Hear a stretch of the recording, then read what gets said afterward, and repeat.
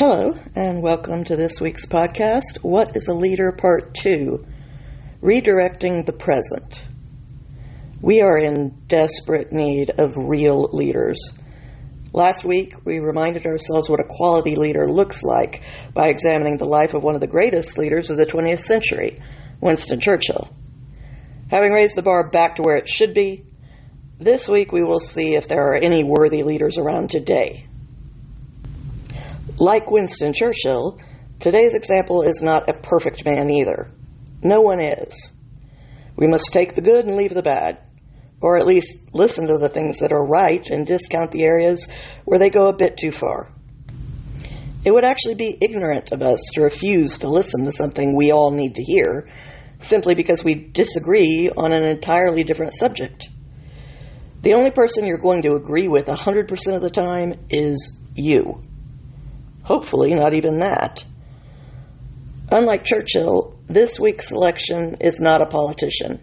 But as I pointed out last week, we need good leaders everywhere, in culture as much as in politics, maybe even more so. But before we delve into today's candidate, let's briefly remind ourselves why deciding to listen only to worthy leaders is important. This has been quite a week. We all saw the protests on campuses escalate.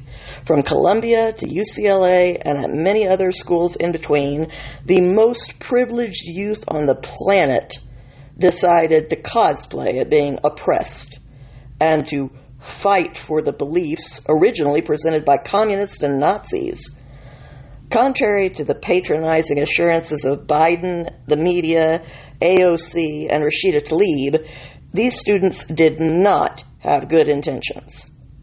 I'm not claiming that they're all evil, but some were obviously fueled by hatred, and the rest by ignorance. And we need to start pushing back, like the frat boys did. I cheer them on. Fighting to control something you know nothing about isn't admirable or passionate. It's irresponsible to the worst degree. These students broke trespassing and vandalism laws to set up encampments where supplies were financed by George Soros. They violated civil rights statutes by barring Jewish students from classrooms, spitting on them, and shouting slurs, all in the name of tolerance and compassion. They only allowed their pre-approved fellow protesters identified through wristbands into classes, which I suppose is easier than getting the Jewish students to wear stars, but serves the same purpose. They made laughable barricades of plywood and zip ties, like children building forts in a living room, and cut up dumpsters to make shields to charge down the police. They broke into buildings, held janitorial staff hostage, and demanded humanitarian aid in the form of supplies to make their crimes more comfortable and convenient to commit, including hot meals, no prepackaged food, vegan options, gluten-free options, batteries, strobe lights, gas masks, supplies to fortify their pretend protections, lotion, knee pads, and zip ties. I don't even want to know. And a long list of further basics to keep them from, quote, starving to death. Not much of a danger given that their last hunger strike didn't even last 12 hours. But absolutely no sunscreen. What the... Police were finally forced to act, and the barricades were knocked down in minutes, while the idiots charging down the police fell on their butts, and the whole Dungeons and Dragons role-playing game ended, for now. Many were arrested, but were processed in the parking lot, never seeing a jail cell. They even provided breakfast before patting them on the head as good little revolutionaries and sending them home to mommy. The universities are considering expulsion for the clear violations of their own codes of conduct, but I doubt we'll see any penalties. One of the leaders from Colombia's protests, a wild-eyed, non-binary boy with the Joker's manic laugh, who couldn't intimidate a child despite his obvious desperation to do so, posted videos where he called for the mass murder of white people and the killing of all Zionists. He argued that we killed Hitler for his evil beliefs and the world was a better place for it. Similarly, we should kill all people who have beliefs different from his, because they are like the Nazis? I guess they don't teach irony at the Ivy League any more than they teach construction. As the person calling for the genocide of those who are different, little Adolf should know that actually we didn't kill Hitler. The little coward offed himself. Just saying.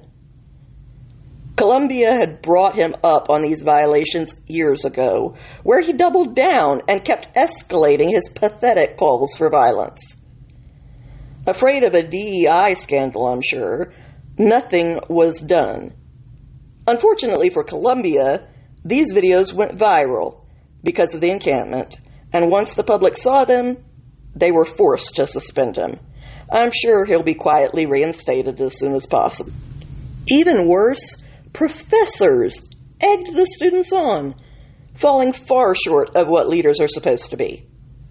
A few schools even decided to give these terrorist groupies some of their demands, including full free rides for Palestinian students, because us paying for their useless gender studies degree isn't enough, and promised faculty positions to Palestinian teachers, because all we need is to import more radicals who think violence is an acceptable way to get what you want.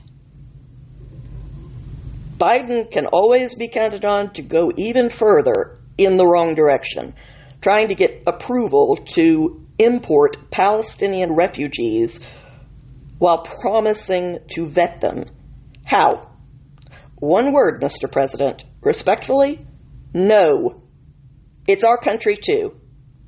Even other Middle Eastern countries consider them too dangerous, so sorry, but they aren't welcome here among our kids.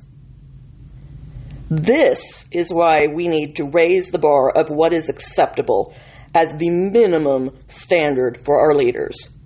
Which brings us to this week's example. You would think this man would be loved on both sides.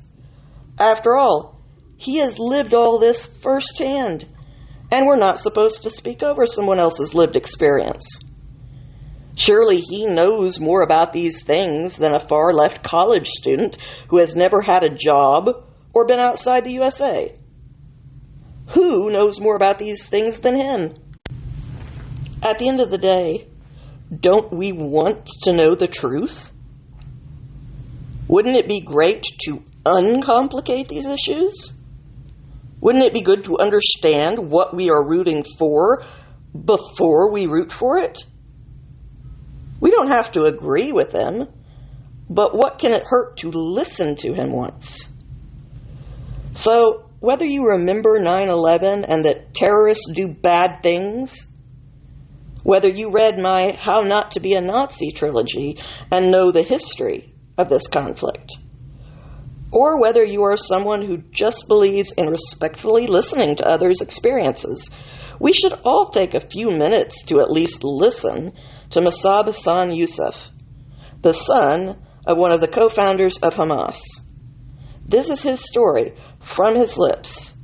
If you find yourself disagreeing with his opinions, which you have every right to do, I ask only that you remember that these are more than just his opinions. This is his life, his experiences, and his memories. That doesn't mean that they can't be wrong, but surely they count for more than our own political talking points. Or at least they should. As a Palestinian, he has no reason to side with anyone but his own people. Unless it's the truth. And we want the truth, right? Quote, before we say, what is Hamas, we need to ask ourselves, what is Palestine? It was never a country. It is not an ethnic group. It is not a religion. It was a colonial entity created by the British. Jews, Christians, Zionists were all called Palestinians before the termination of the British Mandate. Then backing up, he clarified, the Ottoman Empire continued for about 400 years. During that time, they ethnically cleansed the Jewish people from their land, which explains why the Jewish people were all over the place. Now, like American Indians, the Jewish people were forced to flee their ancestral homeland or be slaughtered. Yet some chose to stay. But even those who fled for their lives and dreamed of returning one day did not forfeit their claims. Unless Native Americans did too when they were forced to flee westward. British mandate of the region of Palestine began when the Ottoman Empire collapsed in World War I and ended after World War II. Quote, after all the atrocities and persecutions of the Jewish people, they felt the need to seek a refuge, and the homeland was the best option for the Jewish people. Now, this led to clashes between the colonizer, which was the British Empire, and the Jewish people. The Jewish people fought for their independence, and they shed blood in the process. Also, the Arabs did the same. In 1948, when the United Nations divided the land, giving the opportunity to the Jews and the Arabs to build and establish their own states, the Jews declared their independence, but the Arabs declared war against the Jews. And I think this is a very important point to understand. There was no such thing as Palestine. And when we talk about the British Mandate of Palestine, it was never a state. It was just a transitional period from the collapse of the Ottoman Empire to the termination of the British Mandate, and that was less than 28 years, end quote. So why weren't the two states established at that time, one for the Jews and one for Palestinian Arabs? Actually, there was two states established. The Palestinian state was created and named Jordan. Quote, from the Muslim point of view, and this is where it gets tricky, this is where no one wants to talk about, the ideological, religious dimension of this war. From Islamic point of view, the Al-Aqsa Mosque and the surrounding areas is an Islamic trust that no Muslim leader has the authority to give it away to the non-Muslims. So when the Jewish people returned to their homeland, the Muslims outraged. And that's the most fundamental reason and motive for the Arabs and Muslims to fight against Israel, because they consider the territory an Islamic land, he explained. The history of the mosque is about approximately 1,300 years, but the Jewish temple beneath is a lot older than that. It's actually more than twice as old. Quote, the Jewish people have overwhelming evidence of artifacts and archaeology that support their existence over centuries, millennia. But the Muslims don't. There is no currency, there is no books, there is no Bible, there is only a building that is 1,300 years old.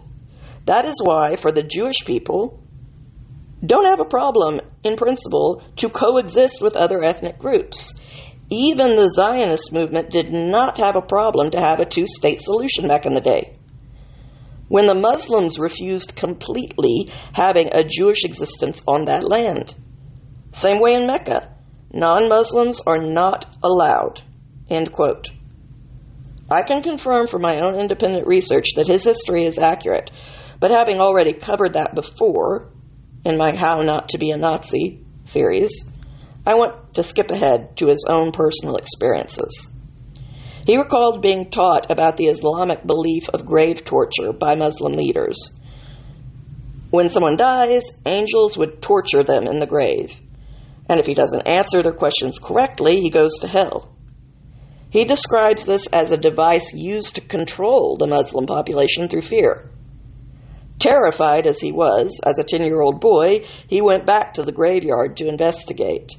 His friends all refused to go with him, and it took many repeat visits to overcome his terror, but eventually he was not afraid of death enough to deter him from his drive to seek what he calls the higher truth. He listened with his ear to the ground for screams, but heard nothing. He returned at night, eventually forcing himself to lay in an open grave and watch the stars at midnight, as a personal challenge to himself when he was 12 or 13. He was familiar with death from a much earlier age. He grew up during the First Intifada, living next door to a cemetery in the West Bank. Historically, Intifada is the call for terrorism, specifically suicide bombings, carried out on innocent civilians, most often in places of public transportation or just in public. So those chanting for, quote, global intifada, that's what they're calling for, which explains why it is frequently coupled with calls for death to America. He saw the bodies of hundreds who got shot and witnessed more bloodshed than any child should ever see. And not just between Arabs and Jews, but the public murders, shootings, and stabbings from the internal conflict between Hamas and Fatah. The entire conflict was displayed in front of my eyes as a child. This caused him to ask why.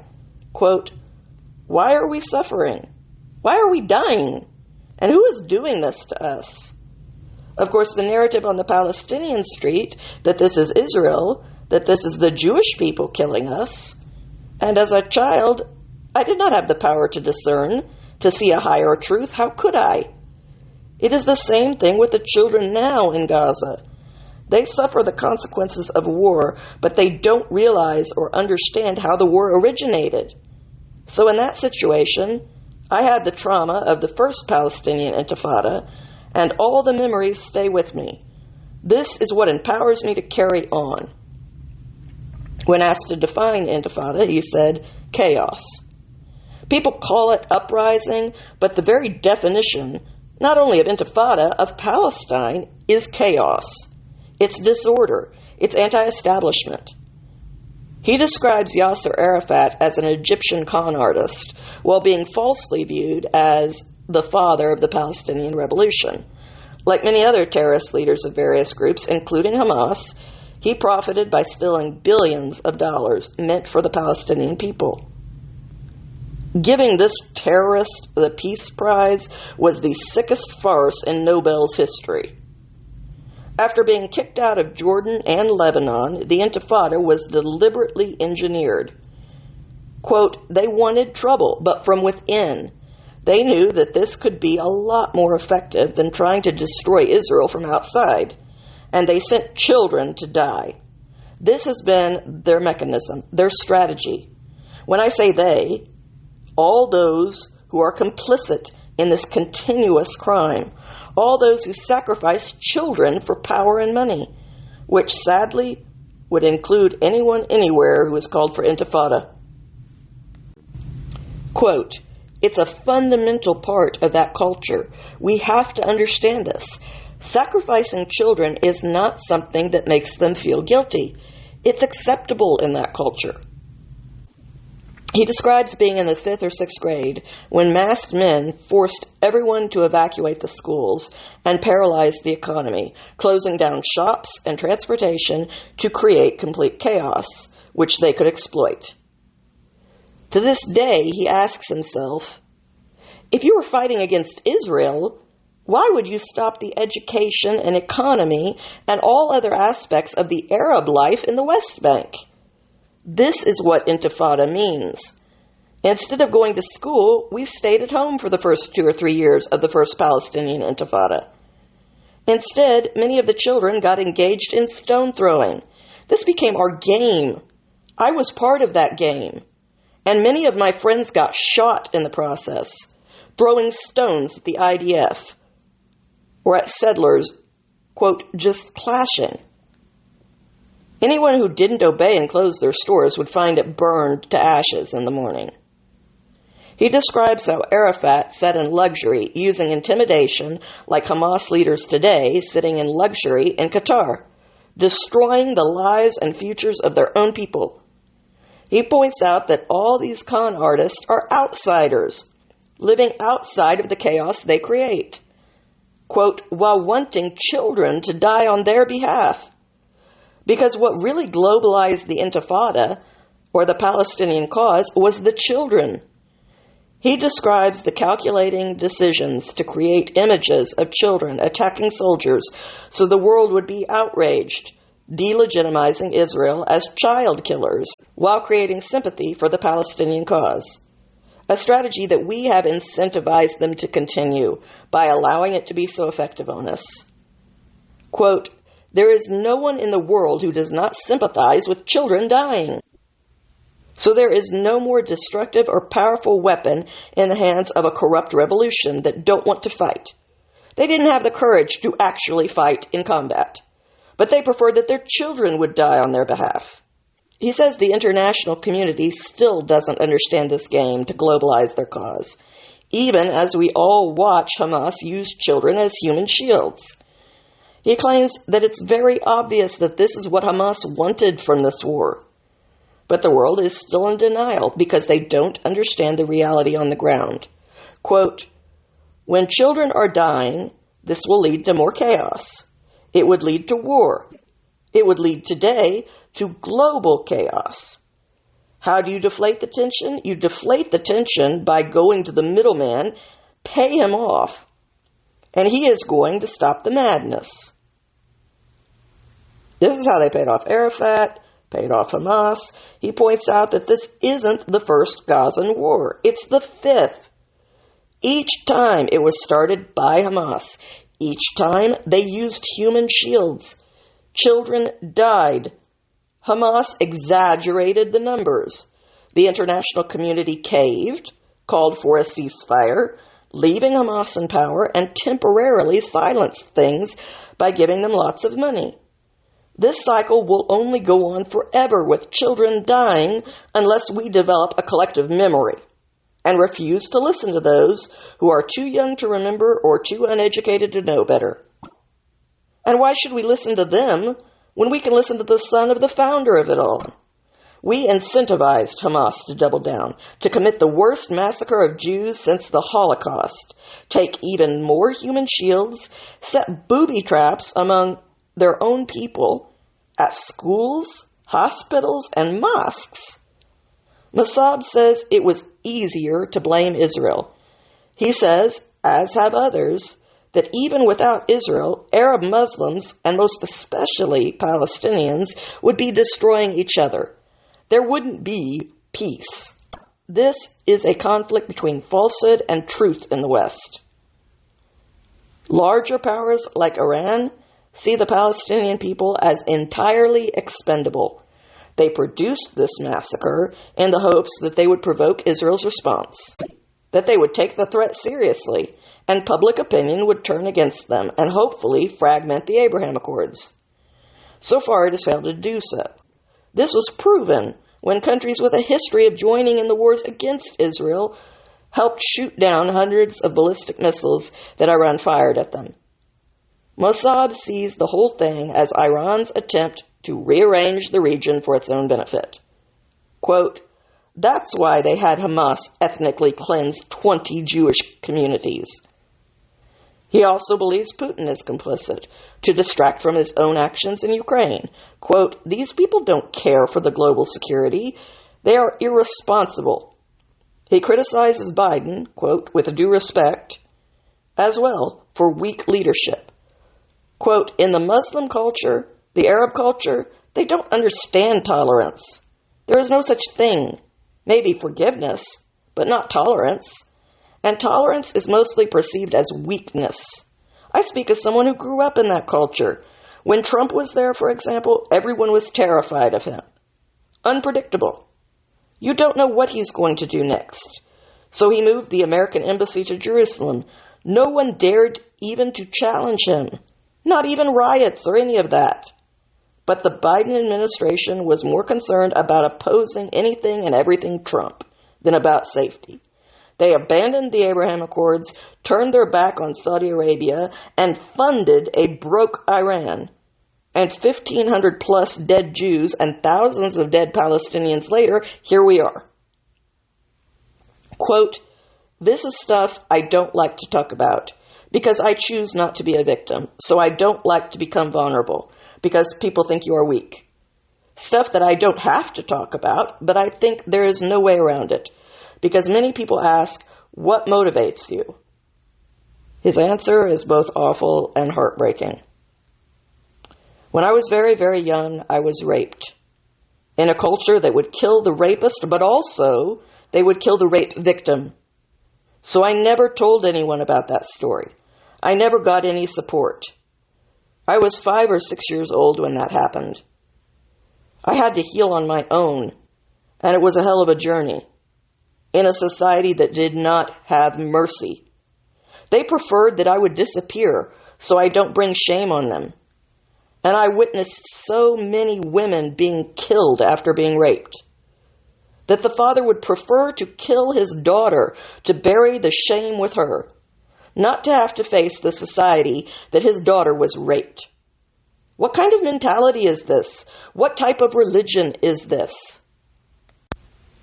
From the 7th century in Islam or in Arabia, they killed the infants. So when I say sacrificing children, this is not coincidental. It's rooted in that culture. He had to carry this burden alone, knowing instinctively that he could not tell his family, not even his own father, sensing that he could seek no justice from society, and only later understanding that it would have meant his death. He's 45 now, and still, he says, none of them have ever asked him who did it. Later on, he was in a position of enough power that he could have killed his predator, but he chose not to. Quote, instead of going after the rapist, I go after the belief system. And this is where I need to create the change. So, Islam, and I know this is a very sensitive topic, if the belief system, if Allah thinks that the rapist and the raped are equal, and they deserve the same punishment, then this God does not have authority over my life. And this is where I start questioning the entire belief system. And I rebelled. They tried to kill me, and they are still trying to kill me.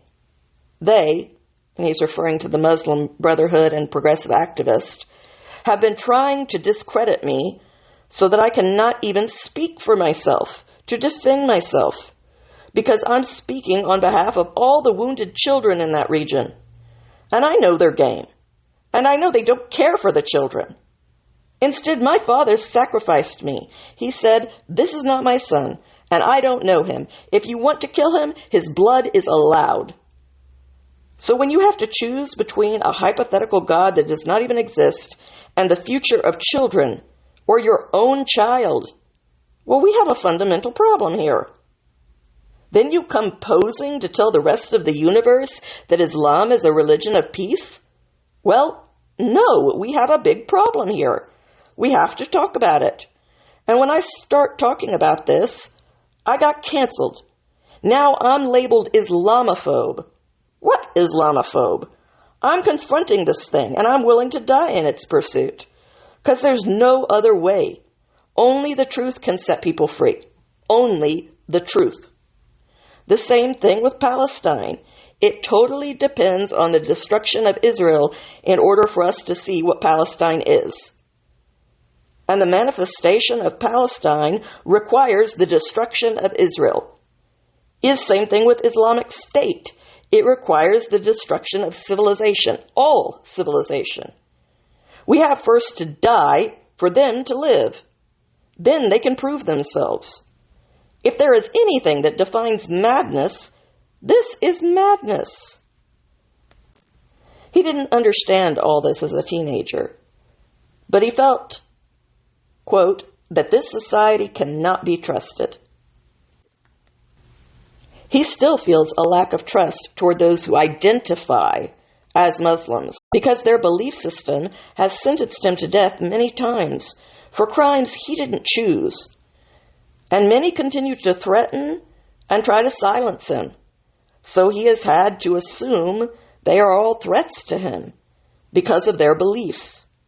He compares it to someone approaching a Jewish refugee during the Nazi era and saying, I am a Nazi, come with me. I'm not going to hurt you. If you are identifying with that belief system, one must assume that you mean it. He clarifies that he doesn't have a problem with Muslims who don't, quote, pose as Muslims, who don't wield their religious identity as though it entitles them to intimidate others. He argues that sincere, devoted people don't require a religious identity.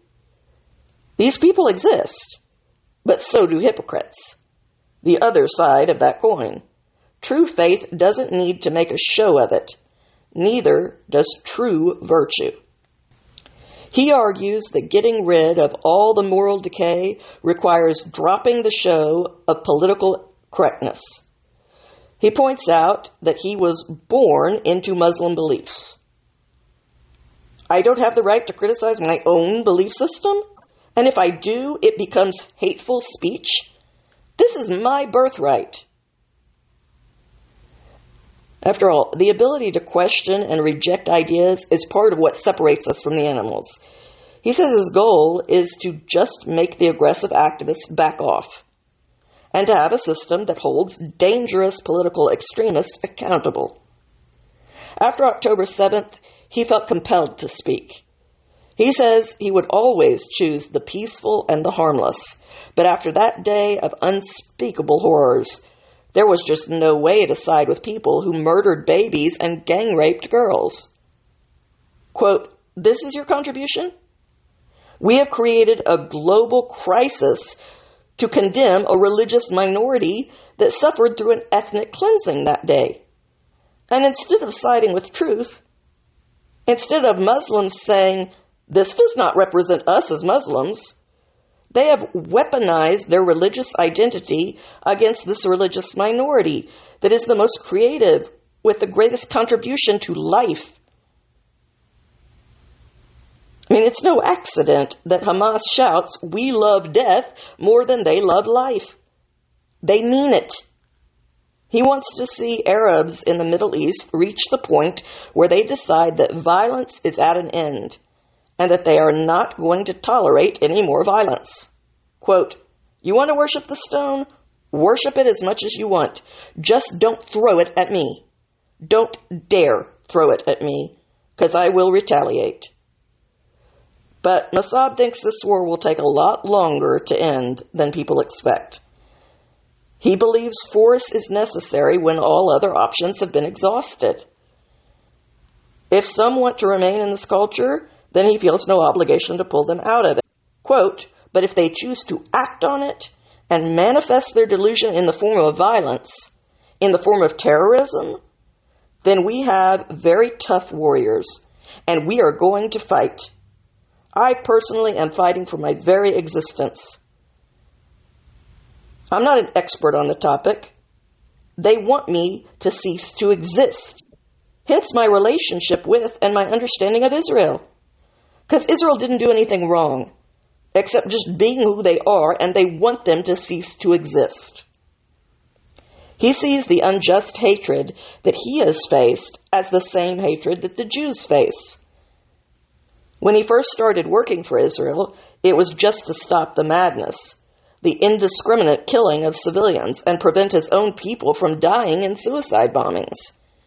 He wasn't politically motivated or acting on behalf of one country or another. He says he saved not only Jewish lives, but Palestinian lives. So how could that make him a traitor? He says he saved his father's life and the lives of other Hamas leaders. For the first 10 years, he had no blood on his hands, took no part in killing any human being. Through 10 years of war and bloodshed, he tried to save people from their own madness and juggle the whole crazy situation. And he was still very young, constantly in dangerous situations where he was nearly killed. He remembers sitting in a room full of explosives around a table with potential suicide bombers who were discussing who was going to die first, worrying about how he was going to stop this kid from killing so many other people. He says these people are so blinded by their hate of Jews that they pray for suicide bombings. They pray for the deaths of their own people out of their extreme hatred for the Jews. But they know nothing about the Jews, he says. They know nothing about their history. They refuse to learn anything about the Holocaust. They reject anything that might make them think of Jews as human beings. They accept and embrace the propaganda, the false narratives, ensuring that the violence will continue forever. This has been a complicated journey for Mosab, and he says he has learned a lot about himself. But he has also reached the point where he doesn't care what other people think of him. If they think he's crazy, he doesn't owe novices an explanation. We have to finish Hamas, he says. We have to finish Islamists. There is no room for savages in our civilization.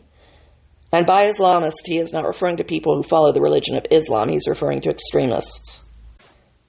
Quote, there is no room for savages in our civilization, and anyone who poses a threat against innocent civilians don't have equal rights. It's as simple as that. And all the voices coming from the United States saying, give the Palestinians equal rights? I say no. First, I want to see equal responsibility. Show me equal responsibility, and then we can discuss equal rights. But you don't compare savages to decent civilians, to decent civilized people who know their responsibility toward themselves and toward their neighbor. He says, quote, there is no such thing as Palestine to begin with, and the entire social structure needs to be studied before we can decide what Palestine is, because it is not a nation. Currently, he says, it is, quote, just political gangs fighting against each other, finding Israel as a common enemy. And when Israel is not there, they will kill each other. I promise you that. After the first Intifada and the traumas of his childhood, he acted out, which only resulted in further abuse. Multiple times he was beaten by a mob so badly that he lost consciousness. He was a troublemaker. And I'm still a troublemaker. It's one of my best qualities, he says. He describes a man lifting him above his head and throwing him down on his back as a child for having run in the mosque. On another occasion, he was whipped with an electric cable by a Hamas leader to the point where he lost consciousness. All this happened while he was still a teenager. He says if he was only a rape victim when he was very young, he would be able to say that was just one bad individual. But he faced non-stop brutality from all sides on a consistent basis. Even today, there is no compassion for what he went through. He says, no one says, maybe whatever he is saying, at least he has the right to express it. But they want to strip me of even the right to talk about it. He says the problem is a brutal culture. Quote, when some say what happened on October 7th was barbaric, it's not only Hamas. There is a majority in the Gazan society that is complicit in this crime. In fact, for those who watched the footage of the October 7th crimes, which I did, quote, it was not only Hamas that committed crime. Most of the crimes, especially raping and kidnapping, were committed by Gazan civilians. He knows this will not be accepted. It's unsayable. But he says, quote, the vast majority of that society don't have mercy when it comes to children. And no woman can walk freely and feel safe at midnight anywhere in the Palestinian territories. This is why a father is willing to kill his daughter if she would leave the house without a companion. Because if she leaves the house without a companion, there's a big chance that she's going to be raped on the streets. And why are you taking such a risk? They would beat them up if they leave the house alone. So it is a troubled society. It is a death culture. And I don't mean to label them as savages. I don't want to say this because it's so hard. It's my biological family. This is where I came from, and I love the people. I want the people to integrate, but they want me dead still. And as long as they are not able to make peace with their own child, I don't know how they can make peace with other nations, with other people.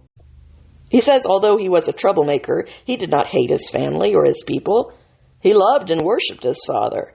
He let go of the hatred towards those who had abused him, even his rapist. But the chasm between him and his society continued to grow. By the time he was 18, he wanted revenge against life's cruelties, but he didn't want to hurt his own people. So he decided to take revenge on Israel. He was suicidal, and by becoming a terrorist, he could take vengeance while ending his own suffering. He bought guns, but before he could carry out his attack, he was thankfully arrested by Israeli intelligence. During his interrogation, they tried to convince him to work for Israel. But he was smart.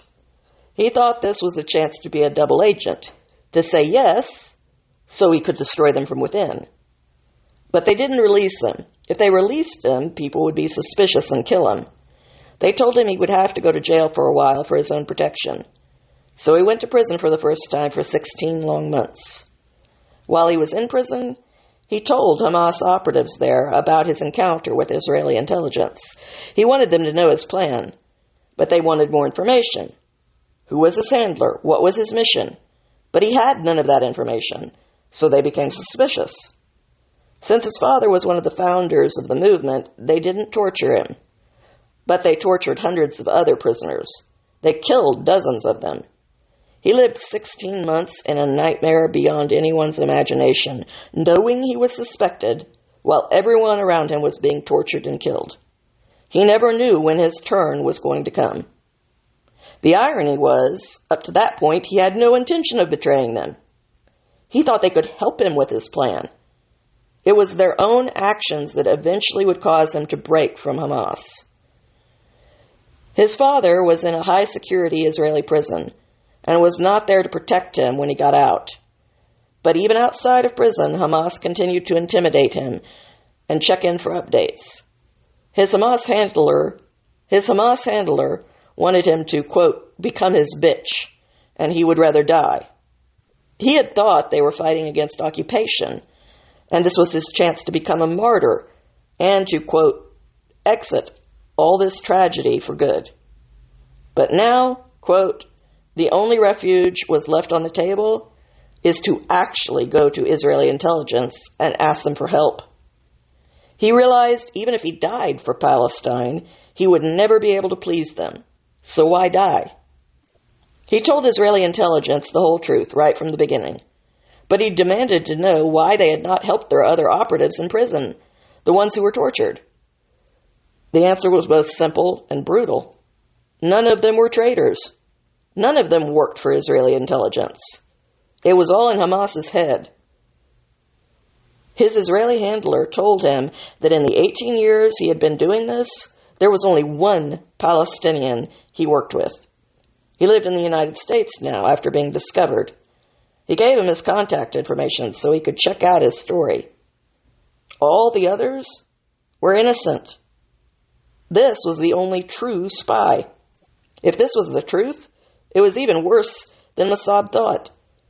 He felt compelled to keep coming back, searching for the truth. Quote, I was so broken.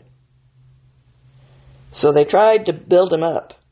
They talked to him, made it safe for him to have open conversations. They told him about who they were and what they did. They gave him the exact amount of money he needed to go back to school, no more. They explained that if they gave him money to spend without having a way to explain where he got it, Hamas would kill him. So they only paid for him to go back to school. They gave him no missions and asked him for nothing. No spying, nothing. They sent him back to high school and afterwards to 4 years of college as a history major. During that entire time, they funded nothing but his education, and there was no deal for anything in return. Quote, this is how the Israeli intelligence works. From the beginning, they said, listen, we don't work with losers. The fact that you are son of Hamas leader doesn't qualify you. You must be like us. You need to think like us. And you need to be part of your society. And you need to be productive. You cannot be a loser. If you are a loser, you will not gain the respect of your own society.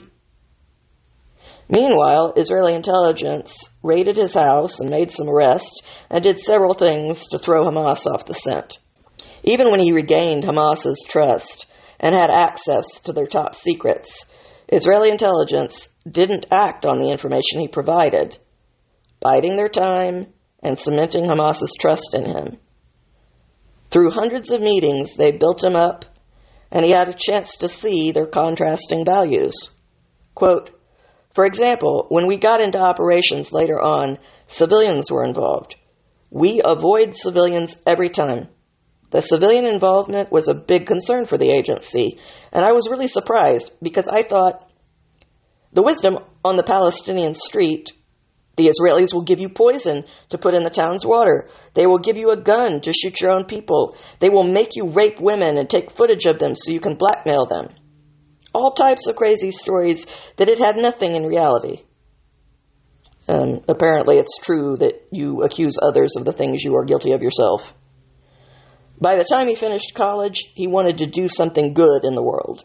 When he was in Israeli prisons, he read 16 hours a day, memorized the Oxford Dictionary, and learned English.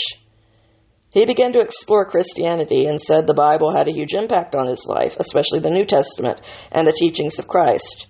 He appreciated the challenge of love thy enemy, which came at a time when he was very conflicted about who his enemy was. Love thy enemy helped him move past that confusion to make peace with the world.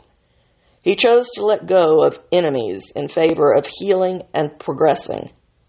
He made a commitment not to kill any of his enemies.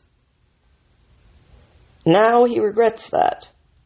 Now he believes the justice of cause and effect are more important than concepts of right or wrong.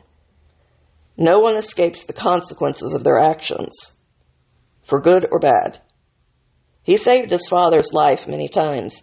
He tried to tell himself that his father was a moderate, that he was part of the political wing, not the military wing. This, he says, is the problem with focusing too much on who is a moderate and who is an extremist. You, quote, go into a rabbit hole and you never find your way out. If you are complicit in Hamas's crimes, then you qualify for the same punishment as any of the attackers on October 7th, he says. Quote, and this is why I have to take a moral stand and say all Hamas leaders must be executed. What happened on October 7th was a capital crime. A genocide cannot be taken lightly. This is not just an act of resistance. To wipe out 20-plus communities based on their ethnic background, based on their religion, is not an act of resistance. It's not justified. Killing babies, killing children, raping women, kidnapping hostages, killing animals, burning trees, nothing gets worse than this, and it requires capital crime. And I had the thought, what about my father, who I loved very much, who disowned me 14 years ago? I never gave up on him, because I always, in my heart, this is my father, I love you. Whatever you did, necessary to shun me and throw me to the mouth of death, is no problem as long as you are okay. But after October 7th, I had to make a very difficult choice, because this is where or when we have to draw the line. All of us are connected to a certain interest. That this is a family relationship, this is a love relationship, my relationship to this property, my personal interest to a certain degree. Hence we compromise the truth. Even though the obvious truth, that what happened on October 7th is wrong. It doesn't matter. If Muslims did it, they are wrong. I don't care. If they are Buddhist, if they are American, it doesn't matter who they are. It was wrong. And I take the moral stand. My father is complicit in this. And especially when I saw him on the top of demonstrations supporting Hamas in our hometown of Ramallah, this was the moment I thought, he is not my father anymore. Cannot be. And the hostage situation was very hard, that I didn't know how Israel is going to bring those hostages back. And Hamas want mass murderers to be released. Happened to be the same people who were torturing prisoners on my watch, and happened to be the same mass murderers who carried suicide bombing attacks during the Second Palestinian Intifada. People I knew personally. These people Hamas is asking to release, and we cannot release them. We cannot put them back to the streets for innocent hostages. Such impossible situation. Well, since dogmatic bigots decided to celebrate Holocaust Remembrance Day by holding a pro-Hamas protest at Auschwitz itself, since Biden has stopped pre-approved aid to Israel, an offense his party impeached Trump for over Ukraine aid, since the entire media lied to the whole world about Hamas accepting a ceasefire offer, one that Israel didn't make, which was peace in exchange for the corpses of hostages. And since college protests have continued and spread to preschools, where 4-year-olds in St. Louis were led in pro-Hamas chants by activists who clearly have no shame or souls, I think we have a problem. Biden continues to chase these votes, hoping to win Michigan, which he is losing, along with the rest of the nation. Yet when protesters interrupted that state university's graduation with their hate-fueled demonstrations, the whole stadium cheered as they were arrested. Good strategy, Joe. Mark Hamill was brought to the White House to assure us that, quote, everything's great. But clearly he thought that about The Last Jedi, so what does he know? I saw Star Wars 2, Mr. President, a.k.a. Dark Brandon. So for all those on the far left, to quote Princess Leia, the more you tighten your grip, the more star systems will slip through your fingers. I can't save the world from hate. I can only do my very small part, and I will continue to do it whatever the cost. Like Churchill, I will keep warning people to take this danger seriously. Whether they listen is up to them. The only people who can save the world are you. Enough people, all doing their part, like the frat boys singing the Star-Spangled Banner at the top of their lungs. Everybody adding up to something big enough to create a freedom-saving change. Since we have been focusing on what a real leader looks like, I'll describe what a real leader would do in this situation, if we had one. All colleges that receive tax dollars just got a curriculum update. Students are free to refuse to take this new class, but if they don't, they automatically fail to meet minimum requirements to even apply for any tax-funded student loan forgiveness programs. Then I would educate them. Amazing concept for a university, I know. Blocked from each other's view, so the mob quits feeding off each other's reactions, we will proceed to watch Judgment at Nuremberg, The Pianist, Schindler's List. And I would take nothing for granted. I'd actually explain Oskar Schindler was good, Amon Goeth was evil, and even worse in real life. Then they would watch every single first-hand account of the survivors' stories recorded by the Shoah Foundation. We'll finish with all the October 7th footage, so they can see the vivid similarities. I'd point out that, like Schindler, one can find oneself on the wrong side. But if they stop, refuse to go along, turn around, and fight for what is good, you can be redeemed, and your children and grandchildren won't have to be ashamed of you. Their final would be to make a video before leaving that will be posted of their thoughts about the material without knowing what their friends had to say. If they stuck to their hate, or only you, now that they have been educated, they can choose their side and say what they like, and be responsible for that choice. And now continuing the full recap of this interview with someone who actually grew up at the mercy of the very monsters these protesters want to save, so they can continue killing not only Jews, but also more Palestinians. It's extremely appropriate right now to listen to this interview and weigh it.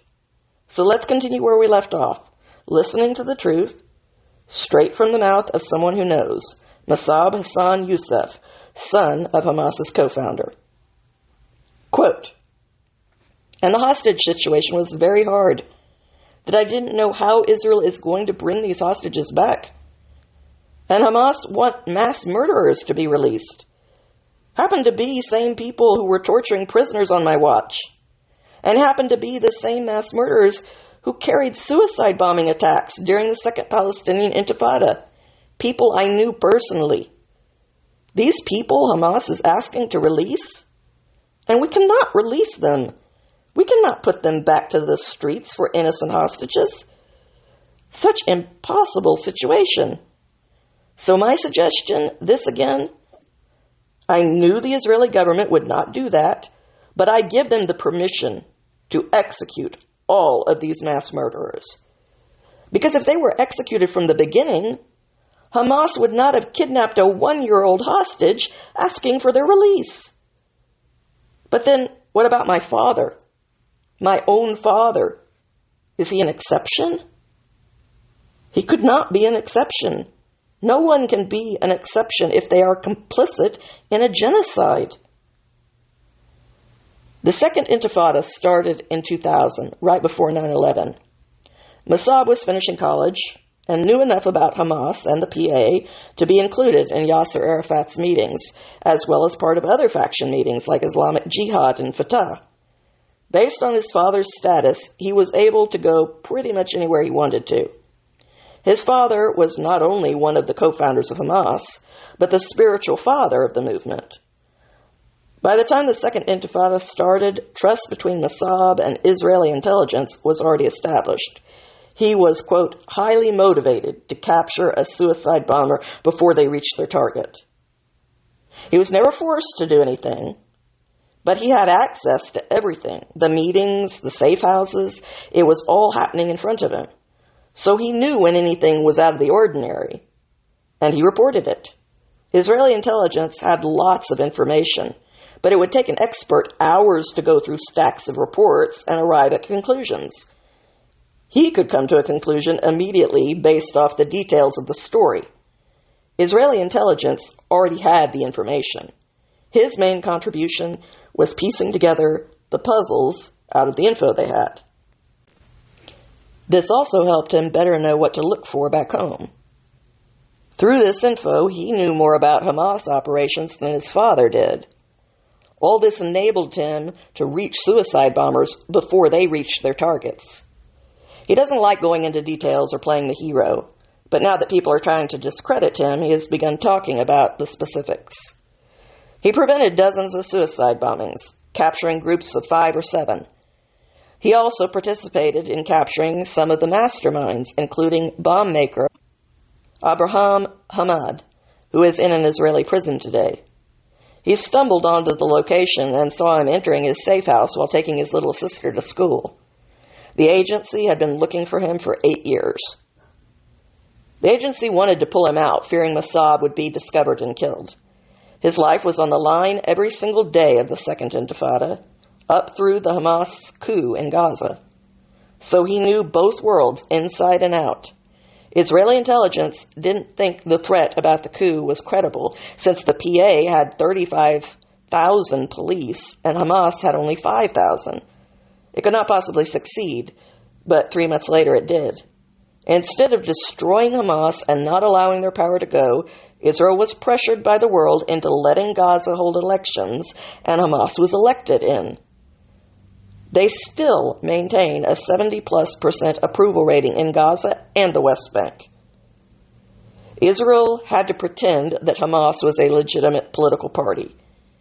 Each time Hamas started a war, all the pressure for a ceasefire was put on Israel. The first war, ceasefire. The second war, ceasefire. The third war, ceasefire. The fourth war, ceasefire. Now the fifth war, and they want another ceasefire before Hamas is finished for good. Every time, Hamas has used children as human shields. Quote, "This time there is no way around it. You'll have to eradicate them. Otherwise, they'll do a lot worse in the next war." It's in Iran's interest to destabilize the region, he warns. Hamas is just a useful device. So they give Hamas billions of dollars. He says Americans don't see this because everyone has their own interests. We downed Iran's ballistic missiles, and act like playing defense is a victory. Quote, I would destroy the Iranian nuclear program immediately. You cannot give a Muslim country a nuclear power. It was a big mistake to let Pakistan become a nuclear power. This could lead to a global situation, a very ugly situation. They are not responsible. They are a dictatorship. They are not accountable to anybody but Allah. I don't want to say even interpretation, because Allah as is in the Quran is a very dangerous entity. So it's not a matter of misinterpretation. That, the guy is a very good guy in the Quran and the Islamists or extremists see him as a bad guy. No, he is a bad guy. Sooner or later, the world is going to wake up on a disaster and realize what we are saying is the truth. So the United States is not doing their job. We have advanced weaponry, like, for example, the electromagnetic bomb. We drop one of these, paralyze their entire system. No civilians will die in this process. Just send them back to the Stone Age. And in the meantime, destroy their nuclear program. Show them, who is the boss. But instead, we are compromising so they can get access to our intellectual property and use our weapons against us. This is insanity. But why the Biden administration doing this? Because it's trying to please the voters. It's trying to please Rashida Tlaib. It's trying to please the LGBT.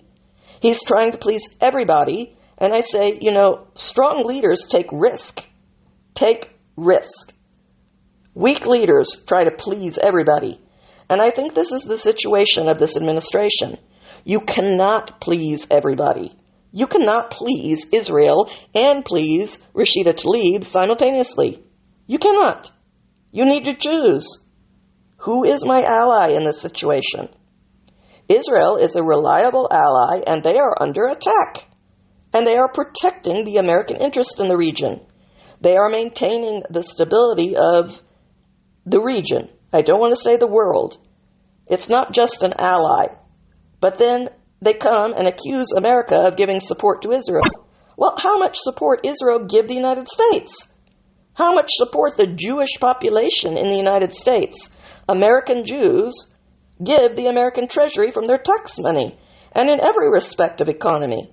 First of all, Israel's, a democracy. It's a diverse society. There are Muslims, there are the Jews, there are the Christians, there are human rights. One of the things that was just unbelievable during the Second Palestinian Intifada, when a building collapsed, and there were clashes on the checkpoints everywhere, shooting at soldiers, and it was very dangerous for the Israelis to come to enter the city of Ramallah. When the building collapsed, we did not have rescue team. We did not have a fire department because it's such a corrupt system that invested all the money in luxury, and they never invest the money in infrastructure. So the dozens of workers stuck under the rubble, and we cannot get them out. So we had to call the Israelis during the Second Intifada, while we shooting at them, say, please come into Ramallah, to the city center, and help us. So Israel sent the fire department, of course, with the IDF to protect them.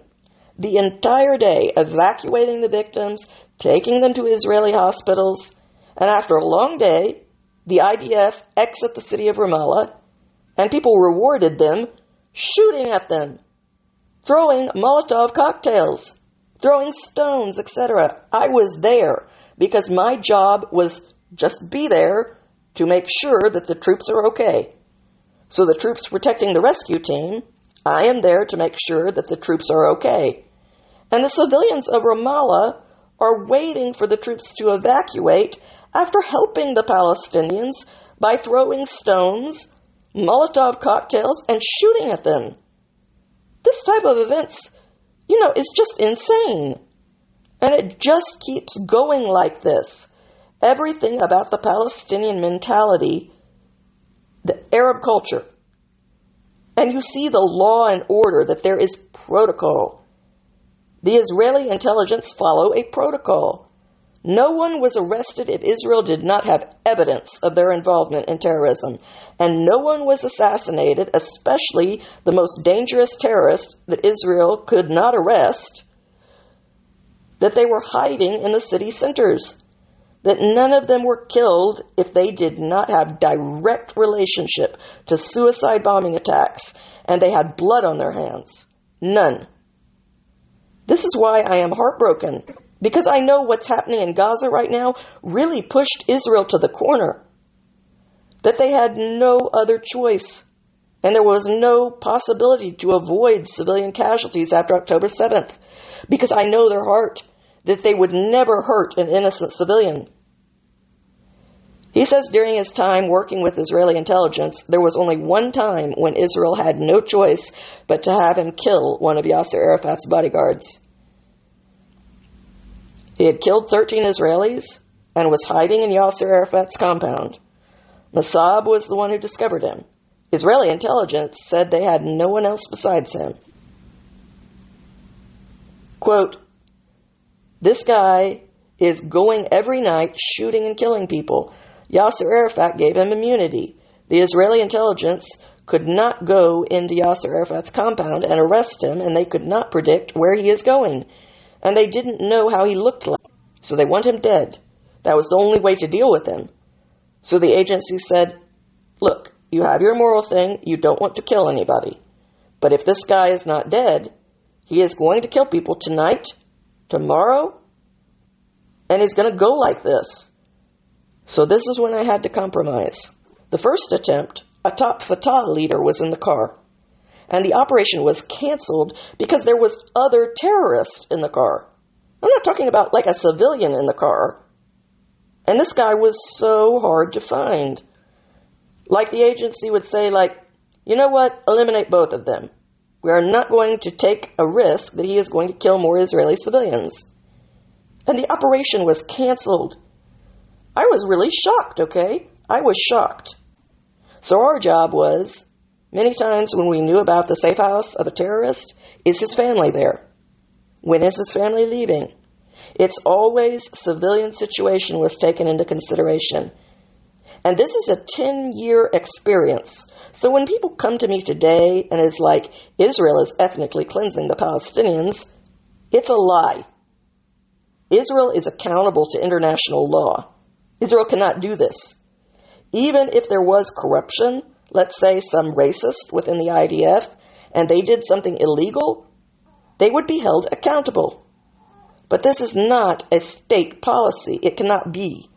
But people want to see it in black and white. You come, try to bring them other truth, like, for example, what's happening today is collateral damage. And it's not only that, is who's killing the civilians? Did people take into consideration that Hamas put booby traps everywhere?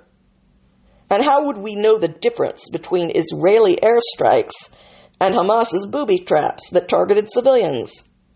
And how do we know actually that it is not in Hamas's interest to kill civilians? This is the most powerful weapon in their hands to delegitimize Israel and get legitimacy.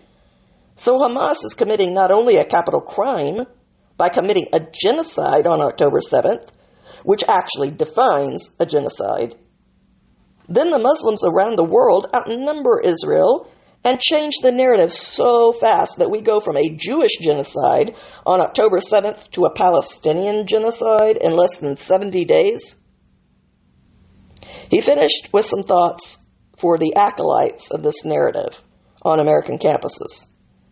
He says many, all with different motives, are coming together and claiming to be, quote, pro-Palestinian. It's not only Hamas. Hamas is igniting the bloodlust in many of the demonstrators. When Hamas scores and sheds blood, this gives them the pleasure of inflicting pain on their opponents. They say, oh, they deserved it because they are the Zionists. They are the colonizers. They are the occupiers. They are the bankers. They are the ones who control the economy. They are the ones we are in debt to. So many people come with a different motive, and this is just the hatred against the successful minority. This is the curse when you are a successful minority. that many people are going to come after you, especially if you are down or if you are wounded, that they will come and try to kick you while you're down. Many opposing forces got united in a disgusting way, which shows us the moral decay of such groups, he concludes. And he clarifies that he isn't only talking about students, but of historians, intellectuals, lawyers, who bought into the propaganda that Israel is a, quote, apartheid state, that they've been, quote, ethnically cleansing the Palestinian people, that if we had a, quote, two-state solution, we would not be in this situation, that Hamas is a, quote, resistance group, etc. And everyone is projecting their own hatred in a deception that doesn't show the hatred, but hides it behind some other mask. As chaotic as his life is since speaking out, he says there is no way around it. To see the Muslim population weaponizing their religious identity against the Jews as a religious minority, whom he has known for 27 years by now. Quote, actually, my relationship with the Jewish nation is a lot deeper than my relationship with the Muslim nation. It's a lot longer, a lot deeper. Many of the Jewish mothers throughout this journey, they took me in. You know, a country, a nation that really gave me so much support. I'm not talking about financial support as much as like sincere concern for my well-being. I've been to hundreds of Jewish families' Shabbat dinners. I have adopted nephews, Jewish nephews, that they are fighting in Gaza today. So in the face of such a situation, how can I abandon the Jewish people? Those are my people right now. And the Arabs also, the Arab children. I see myself. This is me. And I see how the predators, the pro-Palestine and the Hamas billionaires and the other criminals taking advantage of the situation on a global scale. I find myself just fighting at so many fronts that it makes out of me an absolute mad person. I've been canceled from many universities, but I'm okay with that. I'm not afraid of being canceled. I've been canceled by my own family, by my own people. So when I have American campuses or American universities canceling me, I'm not affected. Like, I don't feel ashamed. I don't care about my public image as much as where do I stand morally. Am I at peace with myself or not? Anyway, I find my way to speak to the students, and I challenge them. Yesterday, we had a debate. I've been trying to get the pro-Palestine advocates, anyone, to an open debate. Let's go. Let's talk about the thing. This is the way of the West, dialogue. We cannot be clashing like this, inciting for violence, harassing Jewish people, harassing successful people, bringing the Hamas nightmare into the American soil, globalizing the intifada, globalizing the chaos. Well, these are very dangerous terms that we don't know what we are talking about. From the river to the sea, they don't understand that back in 1987, when people started chanting from the river to the sea, violence followed just shortly after that. And this is my childhood trauma. And when I saw the people chanting from the river to the sea, I knew we were in trouble. So this is why I tried to counter this force, but nobody wants to listen. And I tried to get them out of their comfort, out of their convenient truth. And they will crucify you. This is the price you pay. So practically just 2 days ago, we had a debate at Berkeley. I had to pay somebody $20,000 from my pocket to debate me on the topic because no one else agreed to debate. And that's one of the most respectful educational institutions, but they cannot even host a debate on their own. A debater had to pay from his own pocket to bring his opponent to have a discussion. His opponent, an Al Jazeera host and CNN anchor who gave a speech at the UN where he called from the river to the sea at the UN, fully knowing its meaning, who constantly postures at a colossus of virtue, But at the debate, he agreed with 90% of the things Mosab said. The whole anti-Zionist, anti-Israel, pro-Palestine persona is just for show. At a debate, he chickened out and couldn't hold his ground, even for $20,000. Quote, "This is not a joke. Children are dying. This is not a political stand. This is not a career. I'm not your typical expert coming on the topic. You get in the way where I'm trying to stop the death of innocent children, protect them from predators that have been killing them for 70 years by the name of Palestine. You get in my way, I destroy you if necessary. So I'm not politically correct. I cannot be. I don't care if you cancel me or not. And I'm not in a position even to reason with you. We are at war right now. It's finished. We can talk about it later. But it breaks my heart. America is my country now.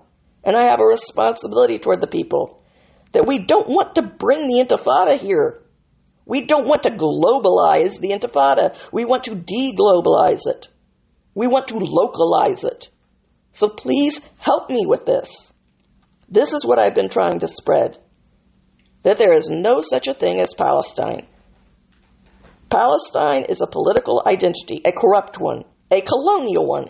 It's actually very disrespectful for the Arabs who were born in that region to call themselves after a colonial entity and adopt it as a national identity. It's just absurd. This is why I don't use the term for myself. Keep them Arabs. They were born there. They have a right. They have the birthright to be there. But what they need? They don't need a state. They need a police force. They need education. They need economy.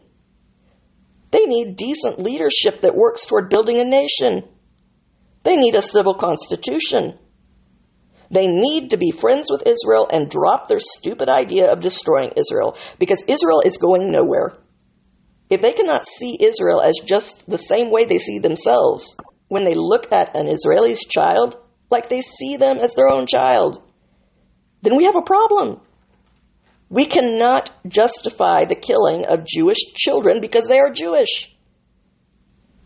This is where I need this to be. And I don't want this whole nationalism, this whole Palestine. So, of course, now when I see globalizing the issue, bringing the states and making free Palestine, well, your Palestine is not a hostage in my basement. Stop saying free Palestine. You know, these are human beings. This is the Americans. We say free the hostages. Not tear down the posters of hostages. You know, not even allowing their families to represent their case in the land of the free. And what they want to free? They want to free a concept, a dangerous political concept that actually depends on the destruction of order. At the expense of children, at the expense of generations, at the expense of individuality. Who are we? We are Americans. Not only Americans, anybody in the West. This is our value system.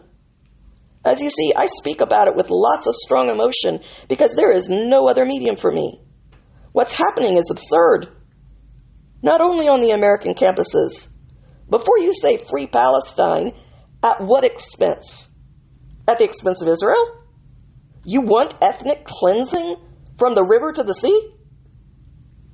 So this hypothetical political entity would take place in reality? And who's going to pay the price? The Palestinian children? And for how long? We've been paying this price for 70 years. And all we received in turn? Suffering, pain, confusion. And a minority of con artists became billionaires. Yasser Arafat had $9 billion in his bank account before he died. I'm done with this. I don't want to see more children dying, and I don't care for the Palestinian entity. This is his story. He has actually lived it, unlike the rest of us. And he has the right to tell it. I don't think he has all the answers to bring about world peace. But I'm putting him forward as an example of a leader, not a messiah. I thank people like Dr. Phil and Jordan Peterson for going against the cancel mob to give him back his voice. How sincere are we supposed to believe the motives are of people who emphasize lived experience above all else as unquestionable by others, but refuse to let him tell his? How genuine should we believe those to be who march against colonizers and cultural appropriation, while they appropriate an entire war on the other side of the globe for their own political gain? Should we believe someone is sincere who says they are against apartheid while saying they are for Palestine, an entirely apartheid culture? Should we give credit to anyone who says they stand against Israel because they are against genocide, so they support Iran, a genocidal government, in launching missiles at Israeli civilians? Or support Palestinians who committed actual genocide on October 7th? Genocide, by the way, is the intentional, deliberate, and indiscriminate killing of an entire people. That was what happened on October 7th. What is going on right now is tragic. I do not like seeing Palestinian civilians die, but there is no way you can claim that it is indiscriminate and deliberate killing. They are trying to kill Hamas. They are targeting them, and because Hamas is using human shields, civilians are dying. They are also dying in the booby traps that Hamas is setting. There's no way to distinguish who the killers are of half these people. It's no less tragic, but collateral damage in a war is different than a genocide. You can use the word to be more dramatic, but it just proves you don't know what it means. I'm sorry, but I'm going to be blunt about that. If you were sincere in your beliefs, wouldn't that make you against both of them at the very least? For both being genocidal? Why should we view protesters on campuses as being a little overzealous, maybe even misguided, but ultimately well-meaning do-gooders, instead of the incredibly irresponsible and uninformed, overprivileged children they are, who are espousing bigotry, turning a war that real people are dying in into a game and a chance to cosplay at virtue? They want to be brave and say something profound? Try saying something true. Instead of saying we must commit to the same old two-state solution, which everyone has tried unsuccessfully for decades now, how about saying the two-state solution will fix nothing? Especially given that Hamas's charter says nothing about establishing a state as their priority. It says clearly in the first few sentences that their entire priority and reason for existence is the extermination of all Jews worldwide. We need to start being honest about what the people who are actually involved say they want, instead of us assigning what they want to them for political talking points. And being brave means saying it alone in the face of everyone who is screaming the nonsense they've been fed like a bunch of squawking parrots who have no idea what any of it means. How about saying the Palestinian society as a whole is screwed up? And like every person who has ever been in a relationship can attest, you can't change other people. Only they can change themselves. How about saying that the Kurds deserve representation and are being mistreated, but they don't behead or rape people, or bust through walls to massacre innocent bystanders when they feel like going on a killing spree? That is the definition of barbarism. Only when a barbarian is ready to step outside of the Stone Age and join the civilized world do you even have something to work with. How about saying Palestinians have destabilized Egypt, Jordan, and Lebanon before with their terrorism? Which is why no one, not just Israel, can deal with them. And while Israel is not the only one to have a border wall with Palestine, Egypt's border wall with Gaza is even more strict. How about pointing out that if your child hurts himself with a butter knife or hurts the person next to him, only a negligent person gives him a steak knife, and only an idiot gives him a chainsaw? When Palestinians are willing to leave terrorism in the Stone Age where it belongs, stop programming their own kids to be suicide bombers from toddlerhood with TV programs and toys and school teachers encouraging them daily to do this. Stop electing terrorists. Stop spending all their aid money on tunnels. Stop hiding grenades under their babies' cribs. Stop turning every hospital into a weapons stash. Stop turning every school into a terrorist safe house. And start using pipes for sewers instead of rocket launchers. Start working for change through negotiation and peaceful protest instead of terrorism and gang rape. Start showing some ability to govern themselves successfully, making themselves an asset to society, to their neighbors and the world, instead of a threat and a problem. Start building banks and opportunities and raising their children to have a future instead of planning their suicide. Join the adult table. Then we'll discuss giving them adult powers like their own country. And how about we do the same and stop praising what is awful and bigoted for at least being well-intentioned and only admire what is actually admirable. Let's try speaking a little plain truth with a little bit of courage.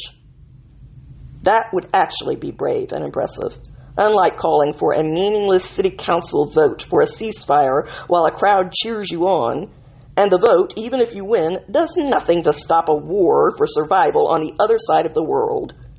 Because people have to care about surviving more than they do about being approved of. Welcome to reality. It's harsh, but it always wins out, because there is no alternative. You can spend the rest of your life angry and miserable with a bloody forehead from beating it against the wall, and it will still be the way it is when you die of old age. Except your entire life will have been miserable. Or you can accept that we live within certain parameters of reality and try to make them as good as possible, to find the meaningful and the good and build contentment on that, and die surrounded by people who will actually miss you and want to tell stories about you after you're gone. There is no third choice. It's one or the other.